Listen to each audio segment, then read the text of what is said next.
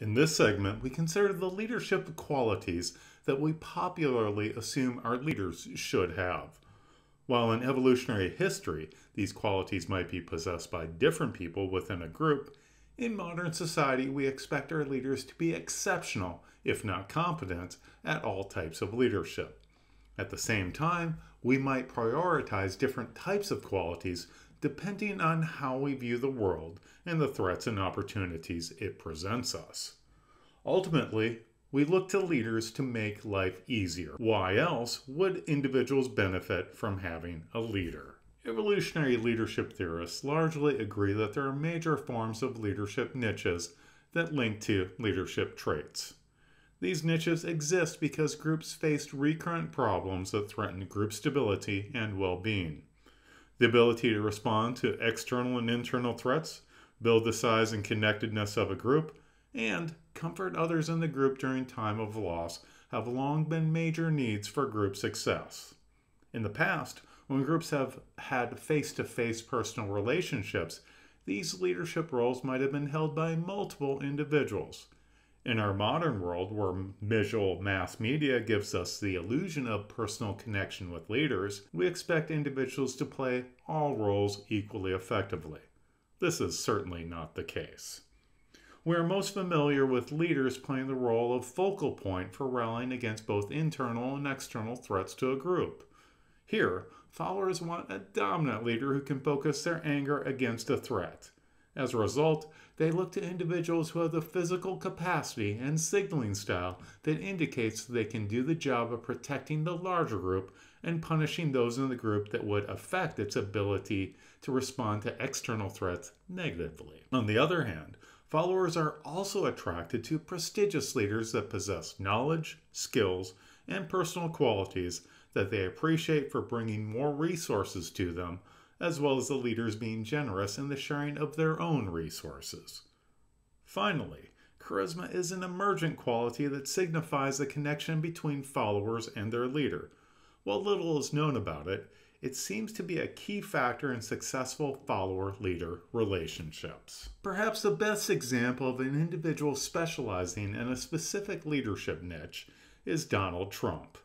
President Donald Trump has been exceedingly successful in defining his public persona. This is in large part due to his ability to choose the venue and medium of interaction.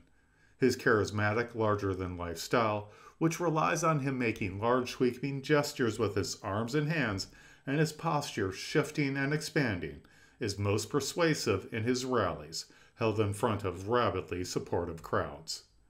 Debates likewise have provided an opportune venue for Donald Trump to put the spotlight on his ability to dominate other candidates, mostly by breaking the norms of politeness. During the first 2020 presidential general election debate, and in the absence of allies in the audience, President Trump exhibited consistent aggression through his interruptions and attacks on his competitor Joe Biden and the moderator Chris Wallace. Perhaps most telling were his facial displays. Of 28 smiles, 22 were dominant smiles, more specifically, contempt smiles. The prototypical contempt display involves the one-sided tightening and pulling up of a lip corner and is associated with perceiving values being violated by in-group members. Contempt smiles can occasionally be seen in politicians after they make derogatory comments about their opposition. Donald Trump's displays of contempt can often be seen in conjunction with his tongue thrust out in distaste, just prior to him making a combative statement. Perhaps Donald Trump's signature facial display is his protruding funneled lips. This lip funneler can be observed 27 times during this debate, while he is listening and preparing to interject or interrupt Joe Biden. The research that exists about this behavior in humans suggests it is a primal display often occurring during intense emotional situations, and is associated with anger and threats while individuals engage in dominance-seeking activities. While less noticeable due to their rapid onset and offset, Trump exhibited 3 microexpressions, 1 of fear and 2 signaling anger. Microexpressions such as these are subtle, largely involuntary, and preconscious facial displays lasting for a fraction of a second, and are seen as leakage of otherwise hidden emotions and attitudes. When discordant with a political figure's goals, they can decrease a speech's persuasive impact. However, they can also underscore and punctuate the statements made. In the video that follows, we see Joe Biden responding to a question about the 2020 elections and their validity during his and Donald Trump's September 29, 2020 presidential debate. More importantly, we see nonverbal responses by President Trump in terms of both lip funnelers and an anger microexpression. All of these display behaviors can be linked to a dominant style of leadership. And this is all about trying to dissuade people from voting because he's trying to scare people into thinking that it's not going to be legitimate. Show up and vote. You will determine the outcome of this election. Vote, vote, vote. If you're able to vote early in your state, vote early. If you're able to vote in person, vote in person. Vote whatever way is the best way for you, because he cannot stop you from being able to determine the outcome of this election. And in terms of whether or not when the votes are counted, and they're all counted, that will be accepted. If I win, that will be accepted. If I lose, that will be accepted. But by the way, if in fact he says he's not sure what he's going to accept, well, let me tell you something. It doesn't matter, because if we get the votes, it's going to be all over. He's going to go. He can't stay in power. It won't happen. It won't happen. So vote. Just make sure you understand you have it in your control to determine what this country is going to look like the next 4 years. Is it going to change? You're going to get 4 more years of these lies. More typical of leaders in Western representative democracies are leadership styles premised upon affiliative behavior.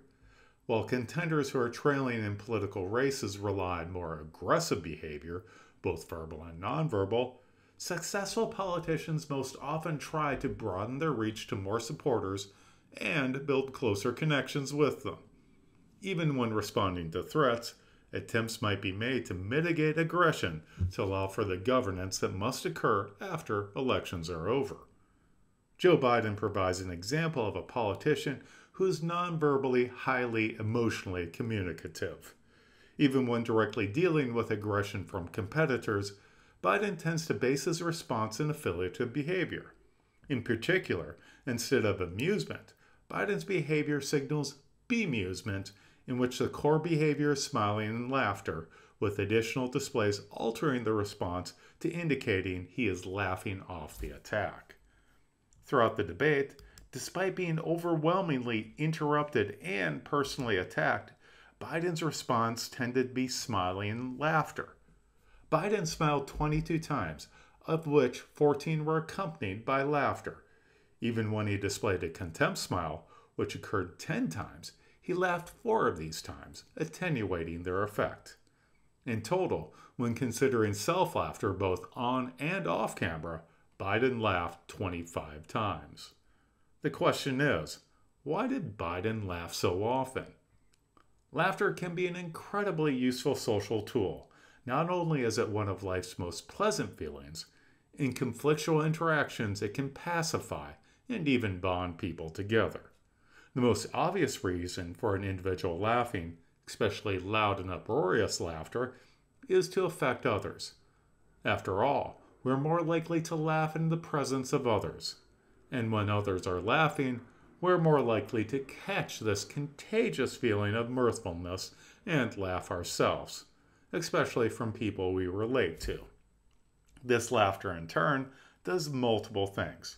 First, it diminishes negative feelings and associated physiological states, while at the same time signaling to individuals nearby an all clear from threats. At the same time, laughter may serve as a subtle signal for transitioning to another discussion topic, especially as research suggests that people informally discussing topics often change these topics within 30 seconds of laughter occurring. This, in turn, may be why people laugh off attacks and insults. Specifically, laughter signals that the person feels positive enough to be playful and laugh about a comment, while at the same time, ever so subtly, prompting a change in the conversation. To summarize, In keeping with his reputation for reaching across the aisle to compromise on political issues, Biden apparently favors a broaden and build leadership strategy based upon affiliative behavior. This is the case even when he is aggressed against. In the video that follows, we see how Joe Biden responds to Donald Trump's on his career record in the United States Congress during their September 29, 2020 presidential debate. Specifically, we see a cluster of nonverbal behaviors during this short video clip, but mainly, Biden laughs off Trump's attack while denoting that he disagrees with it through his head shake and his eyes being closed. Going to give a list. We have ended this segment. We're going to move on to the second segment. That was really a productive segment, wasn't it? Keep yapping, man. The people understand, Joe. They sure 47 years you've done nothing. They understand. All right. The second subject is COVID-19, which is an awfully serious subject. So